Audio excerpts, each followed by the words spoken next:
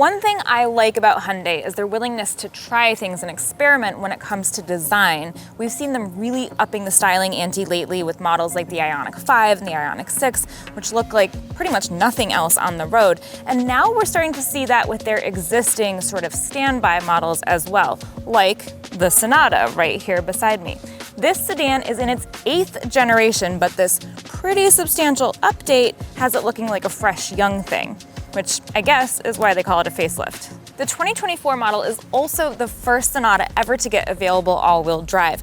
We're not going to see that today because I have the hybrid, but what we are going to see is how it compares to other mid-size hybrid sedans and a few features, one really interesting one in particular that set this apart from the competition. So stay tuned and please subscribe.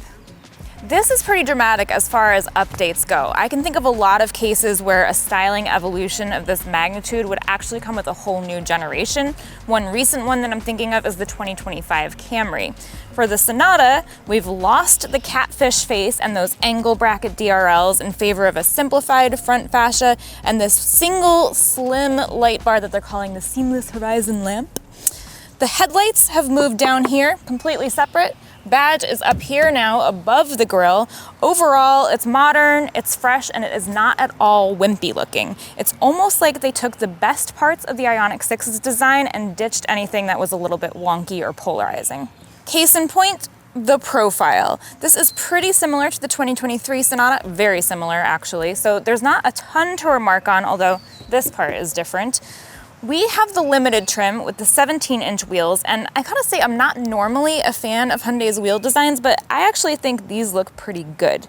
Now this one is in a color that for some reason they're calling transmission blue. I would have called it a gray. An interesting thing is that I've been in the builder and the only extra cost color is Serenity White, which is cool in terms of affordability. You can get which one you want.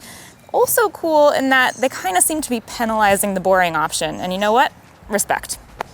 The rear end is closer to the old Sonata than the front end is, but there are still a few obvious changes back here. For example, it already had a light bar at the back, but now it's this H shape. See how it goes all the way across and ends of those caps like a really wide H, just like what we've seen on the new Santa Fe. And then this black part, this sort of spoiler-shaped trunk lid, this is new and giving it sort of a more sporty effect. In here, we can see some major differences right off the bat. For example, they've gone with the curved display up here, which we've seen in other Hyundais, and now obviously it's made its way into the Sonata. We also have the vents, or at least the vent hardware, spanning the width of the dash now, which gives it sort of a more streamlined and simplified, elegant look. The center console padded part now extends a lot further forward, and so much further, in fact, that it has to be two pieces. See, that remains there. As far as padding goes, this is not very cushy, but it is supportive. Other functional changes, the gear selector is no longer down here. Now it's up here on the side of the steering column where it can antagonize rental car users for years to come. The steering wheel itself is quite different. So now it's got a T shape. We have that Morse code H logo, the slim bar in the middle rather than the italic Hyundai H badge.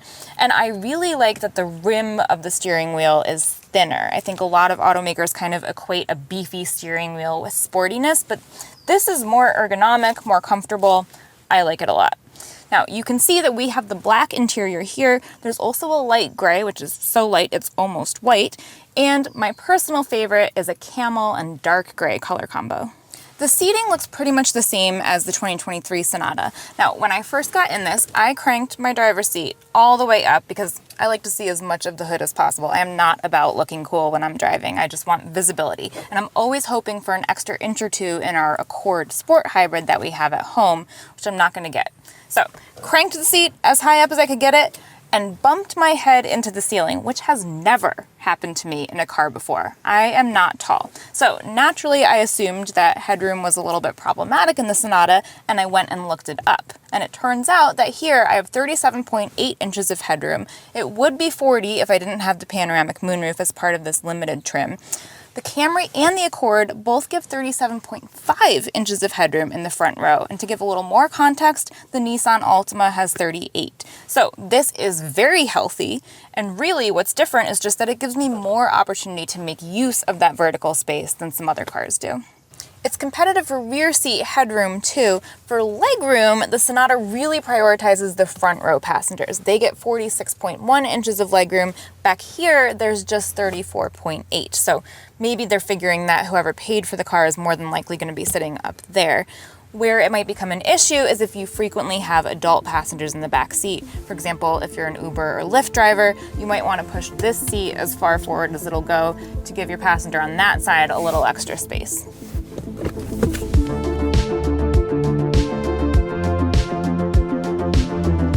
One of the newsier things about the 2024 Sonata is the addition of available all-wheel drive. That's new, but the hybrid, as I mentioned before, is front-wheel drive only, so that's what we've got today. It's got a total system output of 192 horsepower, and here is that special feature that I alluded to before. It has a true 6-speed automatic transmission. That's really unusual today with the prevalence of CVTs. I can't think of another hybrid sedan that uses a real transmission. Part of the reason is that CVTs tend to be more fuel efficient, but this is not doing too badly. It gets 44 miles per gallon city, 51 highway, and 47 combined, so that's pretty good. In the week I've spent with this car, that actual transmission has been impactful in two key ways. One is that the paddles on the steering wheel are actually multifunctional. So if you're in sport mode, you use them to shift gears. You can really downshift or upshift. If you're in eco mode, you use them to adjust the levels of regenerative braking. So dual purpose, which is pretty neat. The other key effect of the true transmission has been, so putting it in sport mode, you automatically get a more aggressive regenerative braking feel, and then you can downshift to sort of compound that braking and really slow pretty quickly, which I found to be nice because the actual feel of the brake pedal is touchier than I would like it to be in a vehicle like this. I found the throttle mapping to be a little bit weird too, but I have to say I like the steering feel a lot.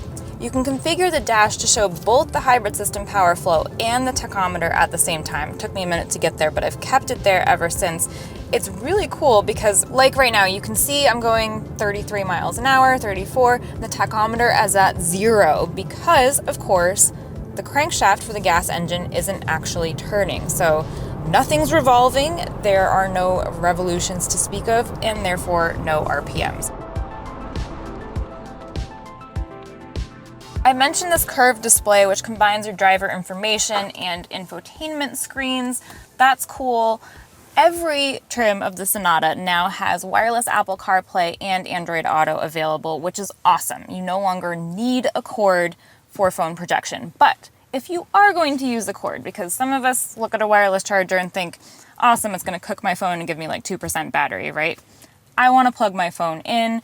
This is a really handy feature because you can change your leftmost USB-C port to be either charging only or charging and data transmitting. So if my passenger grabs my cord and plugs in his phone, as long as it's set here, the system is not going to get confused and suddenly override my clearly superior playlist with whatever's going on his phone. So that's a really nice thing. Other things that I like, we've still got this dedicated space for climate controls. I wouldn't exactly call them hard buttons because they're not buttons, they're on their own little screen, but they have their own real estate. That's great, and I like how they're grouped. It feels more intuitive, more intentional, less random now. I will say there are a few features in this screen that aren't organized exactly how I would have set them up, but I think if you live with this car, you will very quickly get used to, like, okay, if I want to change my ambient lighting, I'm going into vehicle. That's just where it lives. We've done a ton of videos on Hyundai vehicles, so if you're really interested in the safety stuff, you've got lots of options to check out. I'm not going to dive too deeply here. I'll just say that this does have all the advanced driver assistance features you might expect from a family vehicle, just like Hyundai crossovers and SUVs do, like rear occupant alert, adaptive cruise control, rear cross-traffic collision avoidance. Those are all standard. There are also some available goodies like Hyundai's highway driving assist system. So that's level 2 semi-autonomous driving assistance. It's not hands-free like Super Cruise, for example, but it does take some of the burden off the shoulders of the driver. The 2024 Hyundai Sonata Hybrid starts at $31,950. in its base SEL trim, and that does include destination. Now, for reference, the non-hybrid version of the Sonata SEL starts at $28,650, so it's about a $3,300 premium for your hybrid powertrain. That's not terrible considering what it's going to do for the fuel economy. Now, the trim we've seen today, which is the Sonata Hybrid Limited, this starts at $38,350, again, including destination. That base price really puts the Sonata Hybrid right in between the Camry Hybrid and the Accord Hybrid, the two other major players in this conversation. And that makes sense because the Camry is now hybrid only, so Toyota's really given it a range with a low end and a high end, whereas the Accord, Honda has reserved that hybrid powertrain for the top trims.